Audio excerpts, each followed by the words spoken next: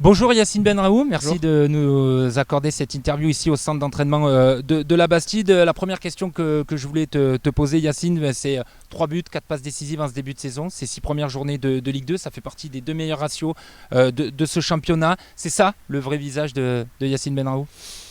Bonjour. Ouais, après, comme je l'ai dit, à mon poste, c'est important d'avoir des statistiques et d'aider l'équipe. Là, j'ai la chance de pouvoir aider l'équipe justement grâce à des performances aussi individuelles. Mais il faut surtout mettre en évidence aussi le travail de l'équipe, le début de saison de l'équipe et la cohérence de l'équipe aussi. Donc c'est une bonne chose, j'en suis content et en plus si ça peut aider le club, c'est tout bénef. Et ouais, surtout qu'on a le sentiment que tu es vraiment complet. Tu marques, tu fais des passes, tu es aussi le joueur qui centre le plus, qui amène la dernière passe avant le tir. Voilà, on te retrouve vraiment sur toute la palette offensive qu'il faut pour un meneur de jeu. Ouais, c'est vrai. Après, voilà, on en a discuté avec les coachs. Ils savent que je peux aussi venir faire le jeu plus bas. Mais bon, là, cette saison, j'ai vraiment décidé, aussi par le biais des conseils, etc., du coach et du staff, de me concentrer sur les 30 derniers mètres, quoi. Du coup, comment tu expliques ce renouveau par rapport à la saison dernière où c'était un peu plus difficile pour toi? Tu as eu quand même 23 apparitions, mais tu n'as pas eu la chance de délivrer de passes ou de marquer de buts. S'il y a une explication, tu donnerais quoi comme raison? Ça a été une saison délicate, à beaucoup de points, que ce soit. Dans le football, déjà, il y a beaucoup de paramètres qu'on ne contrôle pas. Voilà, aussi, après, il y avait aussi l'équipe lors d'une descente. Déjà, c'est beaucoup plus compliqué de se mettre en évidence. Après, voilà, il y a des choix qui ont été faits. Il y avait des choix de coach. Oui, notamment en Il y début de avait saison, où tu avais, semble-t-il, un peu moins la confiance de Jérôme Arpinon, peut-être que l'avait après Pascal Planck avec toi, parce que tu jouais peut-être les six un peu premiers moins. mois plutôt, oui. Oui, oui, voilà, tu jouais moins. Ouais, les 6 premiers mois, ouais, ça a été compliqué. Après, c'est comme ça fait partie du foot, il faut s'adapter. Après, malgré ça, toujours donner le maximum. Bon, et après aussi, il y a un facteur qui s'appelle la chance aussi, des fois, voilà, parce que il y avait pas de statistiques, on va dire, mais les actions étaient là. Après, on a manqué peut-être des fois un peu de chance, de pouvoir marquer, de pouvoir faire cette dernière passe. Mais après, ça fait partie du jeu et voilà, moi je voulais montrer que c'était une erreur. C'est ce que j'essaie de démontrer au quotidien et j'espère le montrer encore le plus longtemps possible. Tu penses que par exemple, la frappe que tu mets à Valenciennes, pleine lucarne à 25 mètres, l'année dernière, elle rentre pas? Ou tu n'aurais pas eu Je... peut-être la même réussite ou... Peut-être que j'aurais pas eu la même réussite, peut-être que j'aurais pas eu la même intention aussi. Après, attention, je dis pas que c'est que des choix ou Bien etc. sûr. Il y a moi, c'est une grande partie aussi. Et oui. Mais après, voilà, quand on est dans un groupe, voilà, on a la confiance de ses partenaires et des coachs et du staff, ça fait beaucoup de choses aussi. Comment toi, personnellement, tu as vécu cette relégation, en plus avec ce contexte extrasportif autour qui était un peu compliqué? Comment tu as vécu tout ça, toi? Bah, forcément, je l'ai mal vécu, hein, comme la plupart enfin, comme la totalité du groupe. Après, voilà, ça fait partie du jeu. On savait que on partait de loin l'année dernière. Mais voilà, on a fait quand même entre guillemets, on a eu une bonne remise en question, on a eu une bonne révolte. On a rattrapé beaucoup de points, parce qu'on partait de très très très bas. Bon, ça s'est joué 3 journées avant la fin. On était à quoi? À 3 points, 2 points, ça alternait. Une fois on est Oui, passé vous étiez devant. pas loin. Voilà, donc je pense qu'après il a manqué un peu, voilà, on va dire qu'on partait de loin. On partait de Et très donc loin, mais c'était difficile. c'était assez difficile, ouais. On a tout donné, franchement, on est sorti de cette saison épuisé. Est-ce qu'à un moment donné, avec voilà, ce qui s'est passé, beaucoup de joueurs qui ont souhaité partir, est-ce que toi, tu as eu envie, l'intention de partir cet été? Le foot, ça va très vite. Le plus important, c'est de mouiller le maillot. Lorsqu'on est dans un club ou un projet, on se doit de respecter le blason pour l'équipe pour laquelle on joue. Donc moi, c'est ce que j'essaye de faire. Après, bien sûr, que lors d'une saison comme ça, d'une descente, bon, en plus avec la situation actuelle, le Covid, on sait comment ça se passe. Déjà un mercato après une compétition internationale, et c'est un mercato qui est tardif, qui se fait sur la fin habituellement. Là, en plus, avec une descente et tout ça, bien sûr que ça fait tache dans le CV. Après, il y a des joueurs qui ont voulu partir. Moi, avant de vouloir partir, il fallait que je fasse des choses. Il fallait que je puisse sortir fier et avec le devoir accompli, ce qui n'était pas fait. Donc tu voulais pas partir du Nîmes Olympique sur une saison comme ça en fait? Non, je voulais pas partir comme ça. Ça fait partie. Moi, en tout cas, c'est une des caractéristiques qui me décrit. J'aime bien avoir ce sentiment de devoir accompli. Et si tu dois partir sur une belle image. Exactement. Quoi. Et du coup, sans dévoiler les clubs évidemment, mais tu n'as pas eu de sollicitations dans les derniers moments qui auraient pu faire changer la tendance ou... Après, moi, je suis quelqu'un qui aime bien me concentrer sur mon travail. Être agent, c'est pas mon travail. C'est pour ça que j'ai des agents. Moi, bien sûr, après, j'aime bien être prévenu lorsqu'il y a du concret, mais après, voilà, avoir une offre et une solution, etc., ça fait pas toujours tout. C'est pas parce qu'on a une offre qu'on doit partir. Il faut peser le pour et le contre. Il y a plusieurs éléments qui rentrent en compte. Et donc, oui, après, il y a eu des sollicitations, etc., mais aujourd'hui, là, je suis Nîmois. Et je pense qu'on peut pas mettre en doute ma volonté et mon investissement dans le projet. Oui, parce que tout le long de la préparation, tu as eu la tête au Nîmes Olympique. Oui, je l'ai dit dès le début que j'étais investi dans le projet.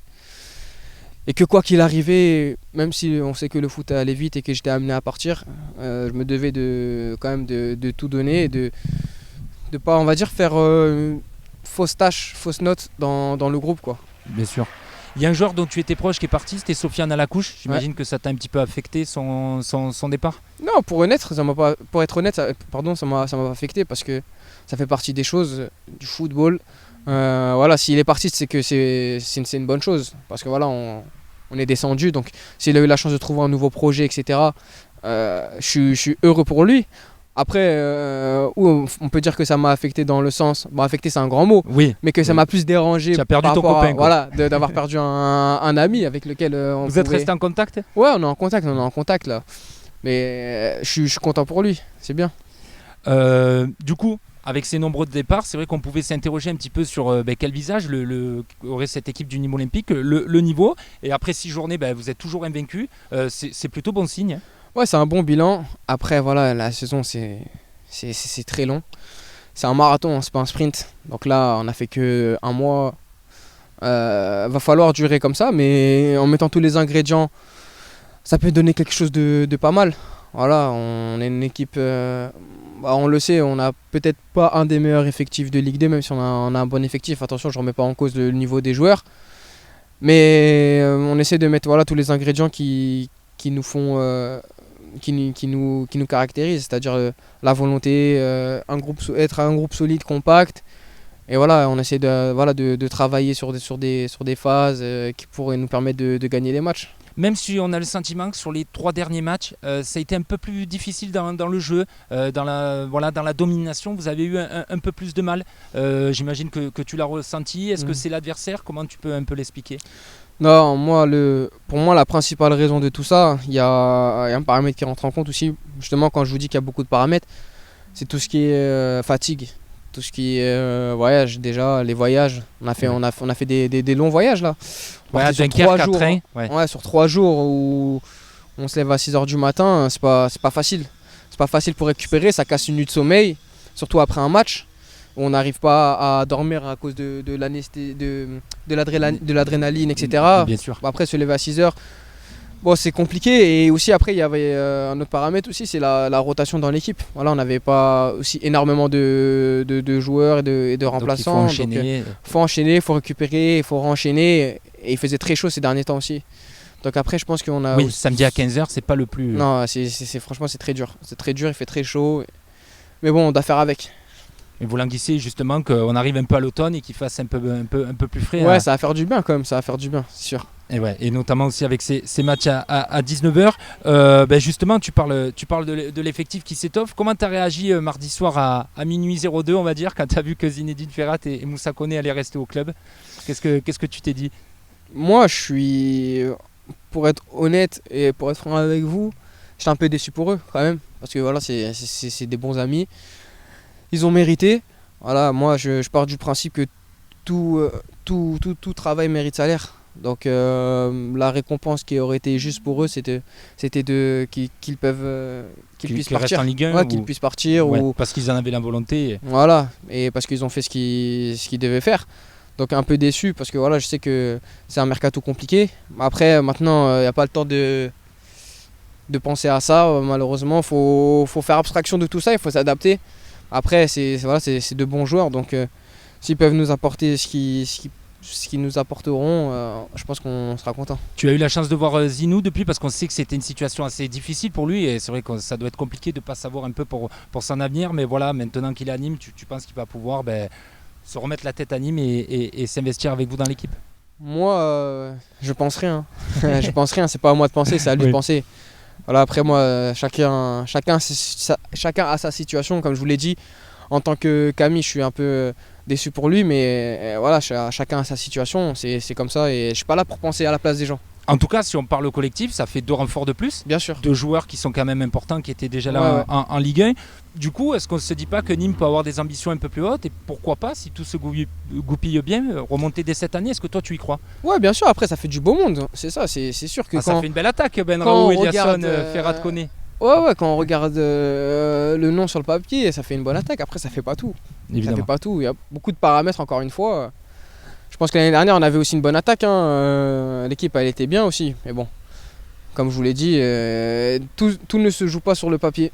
Ouais. Il y a quelque chose qui m'impressionne aussi depuis le début de saison, c'est cette complicité que tu as avec Lamine Fonba sur les coups de pied arrêtés. On a l'impression que, voilà, surtout sur corner, tu le cherches beaucoup et tu le trouves souvent. Alors, il y a eu des buts, il y a eu aussi souvent où il a repris et où c'est pas passé loin. C'est quelque chose que vous avez beaucoup travaillé. Enfin, voilà, souvent tu lui mets sur la tête, quoi.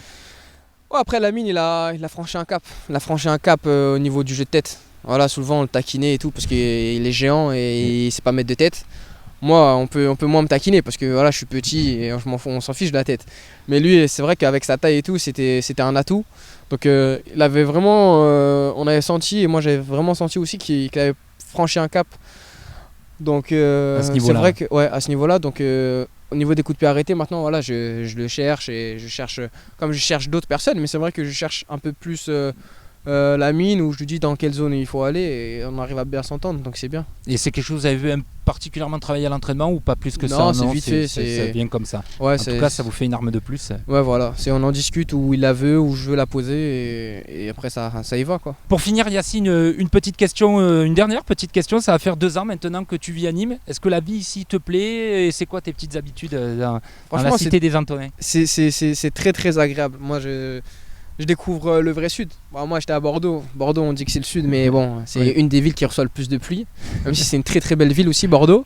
Et bon, là, c'est vrai que c'est une très belle région et c'est très bien pour pouvoir s'aérer l'esprit, pour pouvoir bouger. Voilà, il y a tout qui est à côté. Hein. Il y a Barcelone, il y a la Côte d'Azur. Franchement, c'est bien placé. Franchement, c'est top. Franchement, c'est vraiment top. Bon, mais tant mieux que tu te plaises ici. Merci Yacine de nous avoir accordé cette interview. Et puis on te retrouve sur le terrain samedi prochain face à Grenoble pour la reprise du championnat. Et évidemment, on suivra ce match sur Objectif Gare. Merci Yacine. Beaucoup.